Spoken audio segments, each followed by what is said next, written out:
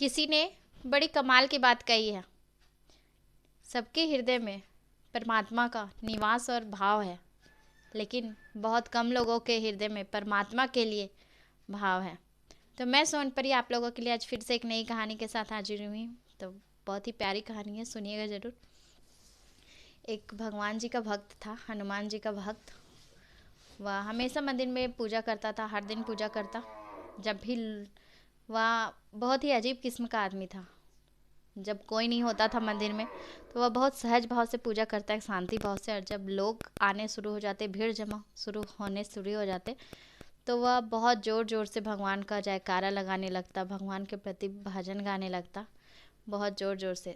एक बार की बात है कि उस मंदिर में एक महात्मा आते हैं। वो बहुत ही अलग अलग किस्म के थे। जब लोग रहते थे तो वो बहुत ही शांति से पूजा करते थे, और जब लोग नहीं रहते थे तब वो अपना सहज भाव से हर अपना तरीके से पूजा करते थे। लेकिन जब लोग आते थे तो वो बहुत शांत स्वभाव के रहते थे। एक दिन महात्मा, भक्त होता है भगवान का, वो पूछता है महात्मा से कि आपसे जस्ट मेरा विपरीत है। जब लोग आते तब मैं भगवान के जयकारे लगाने लगता हूँ, लेकिन आप तो जब लोग आते तब शांत हो जाते हैं। तो महात्मा कहते हैं कि मैं लोगों को नहीं दिखाता, मैं भगवान को दिखाता हूँ। एक दिन भगवान का भक्त जो होता है वह नई चप्पल खरीद कर लाता है।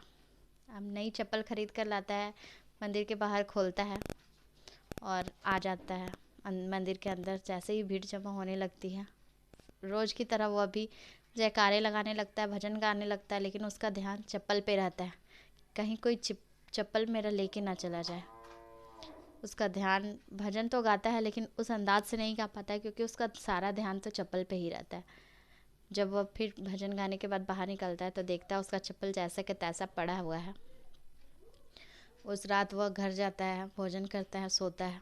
उसके रात में सपने में भगवान स्वयं खड़ा हो जाते हैं और उसके चप्पल की निगरानी कर रहे होते हैं।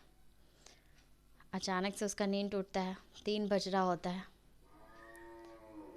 वह सोचता है घर वालों को तो बताएंगे तो सब बोलेंगे कि ये तो पगला गया है।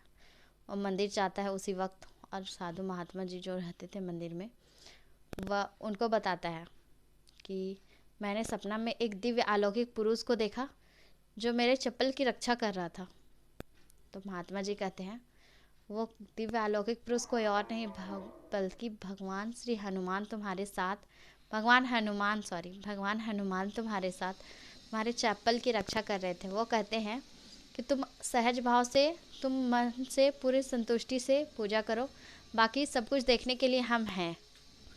तो बस इस कहानी से हमें यही सीख मिलती है कि अगर हम अपने आप को भगवान के प्रति अर्पित कर दिए तो पूरी मन से अर्पित कर दें, बाकी भगवान सब संभाल लेगा।